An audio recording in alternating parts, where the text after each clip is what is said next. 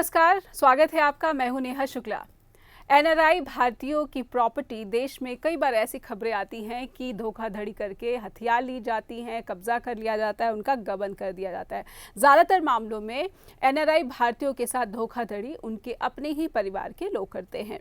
नरेश कौशल भी एक ऐसे ही एनआरआई भारतीय हैं जो पिछले लगभग 25 सालों से विदेश में रह रहे हैं और काफ़ी बाद में उन्हें इस बात की जानकारी मिली कि एमडीसी पंचकुला में जो उनका प्लॉट है उसे उनके अपने ही पिता और बहनों ने धोखे से बेच दिया है। नरेश कौशल जी इस वक्त स्टूडियो में हमारे साथ हैं। आइए सबसे पहले स्वागत कर लेते हैं उनका। नरेश कौशल जी, बहुत बहुत स्वागत है आपका हमारे स्टूडियो में। सबसे पहले तो नरेश कौशल जी, मैं आपसे ये जानना चाहती हूँ कि आपको ऐसा क्यों लगा कि देश में एनआरआई भारतीयों के लिए एक फास्ट ट्रैक कोर्ट की ज़रूरत है? मिस नेहा, मैं 2 साल से यहाँ आया हूँ, चंडीगढ़ में हूँ। तो ये मेरी प्रॉपर्टी का डिस्प्यूट थोड़ा सा चल रहा था प्रोसेस। तो मैं ऑफिशियल्स के साथ पहले तो गया मैं हुडा में, तो उनको आरटीआई के लिए अप्लाई करा। 2-3 महीने उन्होंने कोई रिप्लाई नहीं करा। उसके बाद करा उन्होंने थर्ड पार्टी के मेरे को रिफ्यूज़ कर दिया। Then I approached the commissioner police, because Panchkula में एनआरआई सेल के लिए कमिश्नर पुलिस है as per the website of Haryana government. तो उनको लेटर डाली, वो उन्होंने पुलिस स्टेशन में आगे मार्क कर दी। बस पुलिस वाले सपोर्टिव थे, सेक्टर 10 के पुलिस वाले, I don't doubt on that, but उनके पास भी उन्होंने अपने ऑफिसर्स को भेजनी है, वो तो पहले मिलते ही नहीं है। अगर पहले मिलते नहीं, फिर उसके बाद मैं इस प्रोसेस में लॉयर से कहीं से मिला। तो लॉयर से मिला तो उन्होंने मेरे को पहले तो बात बोला जी लिमिटेशन नहीं है। सो फ्रॉड की तो लिमिटेशन होनी चाहिए। This is a fraud, it is a fraud, somebody's property, hard earn money is gone. So police वालों ने क्या करा, मैं लॉयर से मिला, उन्होंने कहा लिमिटेशन। तो लिमिटेशन वो करवा के, क्योंकि मेरे को 2019 में पता चला था लिमिटेशन तो बनती थी जी। तो उसके बाद वो कहते जी 5-10 साल लग जाएंगे। और हुड्डा के एक सुप्रिटेंडेंट ने मेरे को बोला कि अगर आप केस भी करोगे 10 साल लग जाएंगे। सो आई वाज सरप्राइज्ड कि ये ऐसा काम भी चल रहा है। बड़े अधिकारी आपको बता रहे हैं कि 10 साल लग जाएंगे आपको अगर न्याय मिलना। या बड़े अधिकारी मेरे को बोल रहा है हुड्डा का कि 10 साल लग जाएंगे। मैं एकदम शॉक्ड हो गया कि क्या प्रोसेस है। उसके बाद मैंने रिसर्च करी। हरियाणा का सीएम खट्टर साहब, पंजाब के सीएम अमरिंदर सिंह जी कहते हैं हमने एनआरआई सेल बना दिया। कोई एनआरआई सेल बना है पर वो सिर्फ इन्वेस्टर्स के लिए है, किसी की प्रॉब्लम्स है उसके लिए तो कुछ भी नहीं है। मतलब आपका ये कहना है इन्वेस्टर्स यानी एनआरआई जो निवेश करना चाहते हैं देश में, उनके लिए सेल काम करता है। लेकिन अगर एनआरआई को कोई दिक्कत हो जाए, जैसे कि आप फेस कर रहे हैं, आपकी प्रॉपर्टी ले ली अपनों ने ही, तो ऐसे समस्याओं का जो है निपटारा नहीं किया जा रहा है। ऐसी समस्याओं का तो निपटारा होता ही नहीं और लगते हैं 10 साल। जैसे कि मैंने रिसर्च करी है अभी कि मेरे को 2 साल हो गए, मैं रात को बैठ के काम कर रहा हूँ अपनी कंपनी के लिए। 2 साल हो गए, 2 साल यही प्रोसेस के अंदर चल रहा है, अभी तक तो कुछ बना भी नहीं है। तो आपको लग रहा है कि आप हैरेस हो रहे हैं अपनी ही देश में, अपनी कंट्री में? आप मानसिक रूप से जो है आपका तनाव, आपको प्रताड़ित किया जा रहा है? मैं हरास का तो वर्ड है ही है, मैं टॉर्चर भी हो रहा हूँ इसके अंदर। इतना 90 लाख रुपया 80 लाख रुपया कमाने के लिए हमारे को 2-3 साल यूएस में लगते हैं, जो भी 24 घंटे काम करना पड़ता है। वो पैसे कमाने पहले तो कंट्री में भेजे इतने साल पहले, 2008 के आज की डेट में वो 4-5 करोड़ रुपए बन जाएगा। 2008 में आपने ये प्रॉपर्टी खरीदी? हाँ जी, 2006 में हमारे को अलॉटमेंट हुई थी इस प्रॉपर्टी की। जब से पैसे दे के आज तक कुछ भी नहीं बना और अभी तक पता भी नहीं कि बनेगा कि नहीं बनेगा। जो मैं फील कर रहा हूँ, मैं ये चाहता हूँ अब मेरा बेटा है वहाँ, वो मेरे को कहता है dad you should come back. कहता है ये एक तरह की हरासमेंट है। बट मैं ये चाहता हूँ कि अकेली मैंने तो चलो जो हरासमेंट लेनी थी वो ले ली, पर लोग आगे और एनआरआई वो परेशान ना हो। अब ये मैंने हाउस लिया था, एक तरह का वेकेशन होम था ये मेरे लिए कि मैं ये प्रॉपर्टी रखूँगा, बट वही प्रोसेस है, वही चल रहा है। अब मेरे पास प्रॉपर्टी भी नहीं है, लीगल बैटल मनी से मनी चल रहा है। और इस वक्त क्योंकि आपने अपने ही परिवार के, आपके पिता और बहनों के खिलाफ आपने जो है ये मुकदमा दायर करा रखा है, तो इस वक्त आप कहाँ रह रहे हैं? क्योंकि आपकी अपनी प्रॉपर्टी तो आपके पास अब है मैं नहीं। अभी पेरेंट्स के ऊपर वाले पोर्शन में रह रहा हूँ। मुकदमा तो अभी दाखिल नहीं कर रहा, अभी तो पुलिस की पूरी इन्वेस्टिगेशन चल रही है। अभी तो मुकदमा दाखिल होगा, अभी हुआ ही नहीं है। अभी तो पुलिस की वेरिफिकेशन। तो 2 साल से ये पुलिस वेरीफाई ही नहीं कर पाई है कि वाकई में ये फ्रॉड हुआ है कि नहीं। पुलिस के पास तो 2 साल नहीं हुए, पुलिस के पास तो 1 साल हुआ है।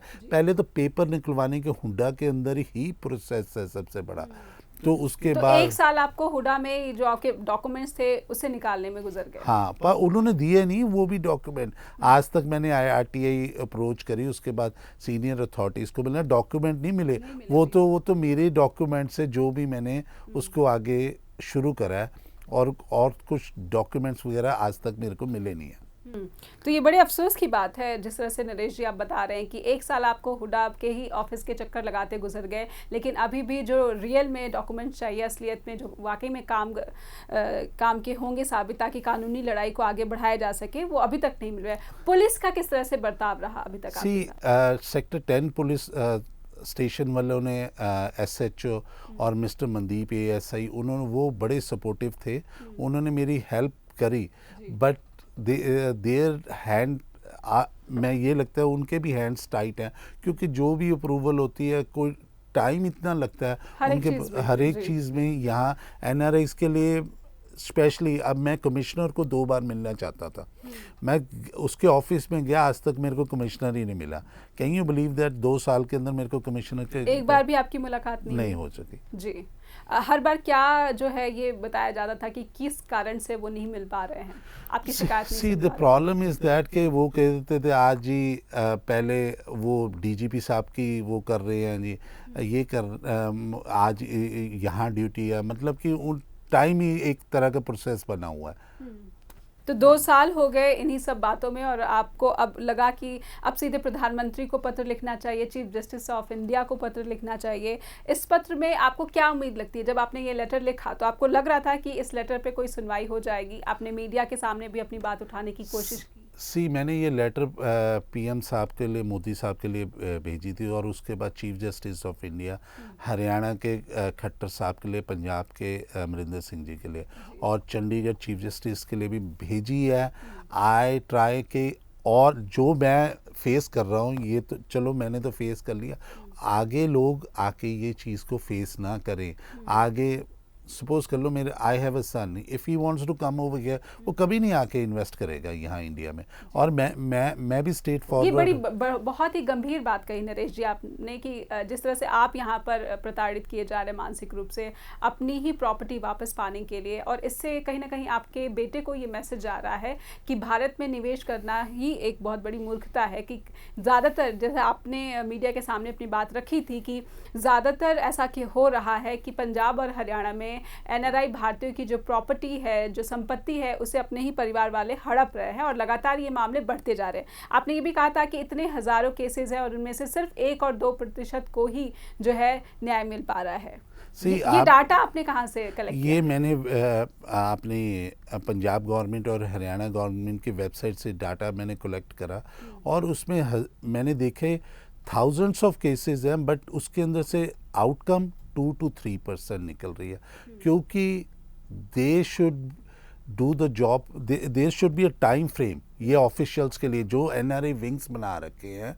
अगर कोई NRI ग्रीवेंस है लोगों के, उसके लिए टाइम सेट होना चाहिए कि इतने महीनों में होगा, और कोर्ट्स के अंदर हमारे से एक्स्ट्रा फीस लें।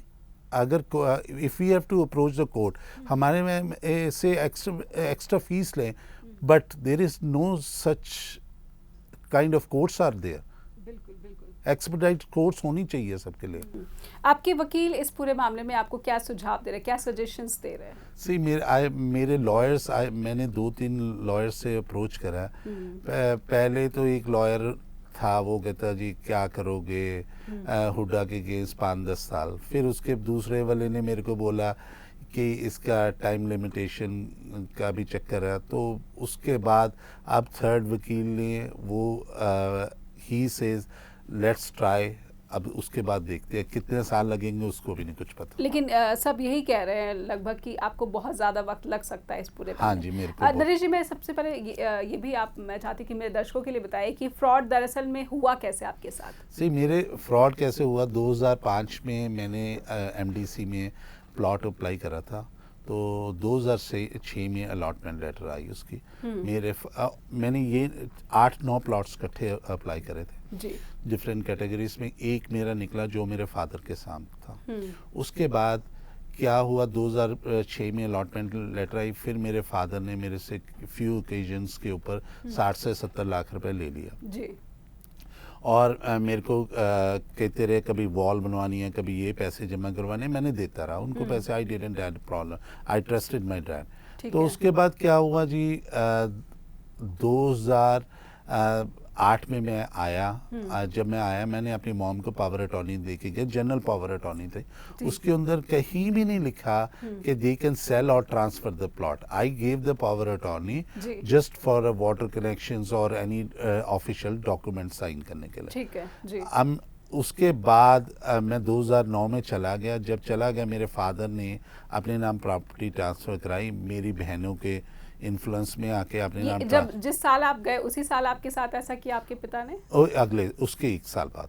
उसके 1 साल बाद? हाँ जी। तो पारिवारिक संबंध अच्छे चल रहे थे? मेरे पेरेंट्स के साथ गुड टर्म्स थे। तो उसके बाद मैंने प्रॉपर्टी ट्रांसफ़र कराई, तो ट्रांसफ़र करा के बेच दिया।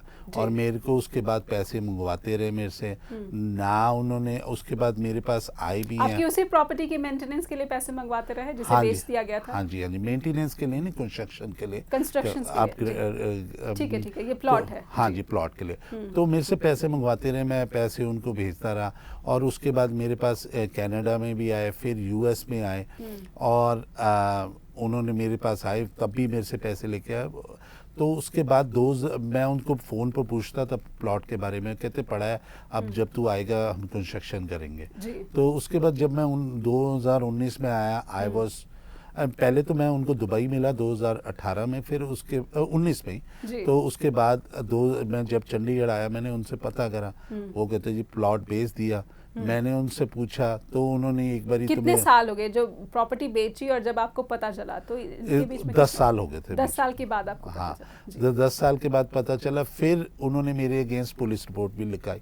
सो पुलिस ने तो कुछ नहीं करा, because I don't have any criminal record. मैंने किसी को हर्ट नहीं करा और कुछ नहीं। ठीक है, उन्होंने पहले दर्ज कराई आपके खिलाफ शिकायत? हाँ जी, उन्होंने दर्ज क्या इस शिकायत में क्या उन्होंने आप पर आरोप लगाए?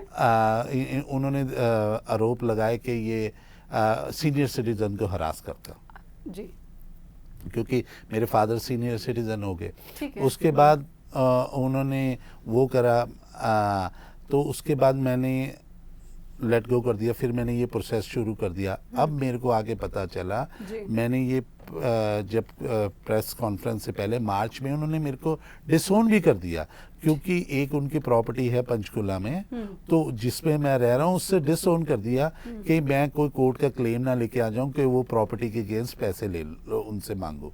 तो उन्होंने मेरे को डिसोन कर दिया। I was totally shocked, but फिर जो कर रहे हैं उनको let them do their job, we will do our job. पर मैं इसमें ये सारे कंक्लूजन में मेरे पेरेंट्स का तो फॉल्ट है ही है, उसके लिए तो मैं जस्टिस मांगता हूँ। पर सबसे पहला ऑफिशियल्स का फॉल्ट है, क्योंकि they should check the papers. वो वहाँ बैठे हैं, कोई लीगल ओपिनियन लें, इतने लॉयर्स हैं उनके पास, लीगल ओपिनियन लें, उसके बाद कोई नोटिस निकालें कि ये प्रॉपर्टी ट्रांसफ़र हो रही है। उन्होंने कोई नोटिस नहीं निकाला, कोई लीगल ओपिनियन नहीं ली। This is the totally fraud. ये 2008 में हुआ। मैं तो ये उस टाइम मेरे को पता नहीं कौन सी सरकार थी। तो उसी पावर ऑफ अटॉर्नी पर, जनरल पावर ऑफ अटॉर्नी पर ही आपकी प्रॉपर्टी पहले ट्रांसफ़र कर दी गई, फिर बेच दी गई, और इस पे ऑफिशियल की जो है अनदेखी, लापरवाही आप कह रहे हैं? मैं तो कह रहा हूँ जी, इसके सारे हुड्डा डिपार्टमेंट के जो भी सुपरिटेंडेंट और ऑफिशियल्स हैं उनकी लापरवाही है। ऐसे तो किसी की भी उठा के प्रॉपर्टी बेच देंगे। अगर एनआरआईज आके यहाँ को प्रॉपर्टी ले लें, कल को पता चले जी हुड्डा वालों ने मिला और उन्होंने बेच दिया, this is a totally a nuisance. तो आप चाह रहे हैं कि आपके परिवार के जो अपने हैं सदस्य हैं उनके खिलाफ तो आप मुकदमा लड़ ही रहे हैं, लेकिन आप ये चाहते हैं कि हुडा के जो आरोपी या फिर दोषी इस तरह से ऑफिशियल्स हैं उनके खिलाफ भी कोई कानूनी कार्रवाई? मेरे हिसाब से तो हुडा के जो ऑफिशियल्स उस टाइम थे ना, उनको उनके अगेंस्ट क्रिमिनल एक्टिविटी का वो होना चाहिए एफआईआर, और दूसरा Hooda should be liable for this kind of stuff. मेरी तो प्रॉपर्टी अब उन्होंने ख़राब कर दी ना। मेरी तो 6 करोड़ रुपए की आज की डेट में मार्केट में वो 6 करोड़ की प्रॉपर्टी है। मेरी तो प्रॉपर्टी आज की डेट में मेरे को मिलेगी नहीं। अब मिलेगी भी पता नहीं कितने साल लगेंगे। मैं तो ये चाहता हूँ पहले तो ये पूरा एपिसोड जो आपके साथ गुजरा, ये नरेश जी कहीं ऐसा है कि क्योंकि यहाँ पर हुडा के अधिकारियों की जो है अनदेखी है, लापरवाही है, या फिर जालसाजी है, इसी वजह से जो आपने पहले कहा था कि डॉक्यूमेंट्स नहीं निकल पा रहे हैं हुडा की वजह से, कहीं जानबूझकर तो आपको लटकाने के, आपके मामले को लटकाया नहीं जा रहा हुडा से? वो तो इंडिया में ये ऑफिशियल्स को कुछ कह नहीं सकते। कोई ये तो हुड्डा की ही, इट इज़ देयर रिस्पॉन्सिबिलिटी। अब कि जब उन्होंने कोई डॉक्यूमेंट सबमिट कर रहे हैं, it is there, because they are on their job. वो टैक्स पेयर, हमारी और आपकी टैक्स पेयर मनी से काम करते हैं, और when they are not representing the people property, why they are on those seats also?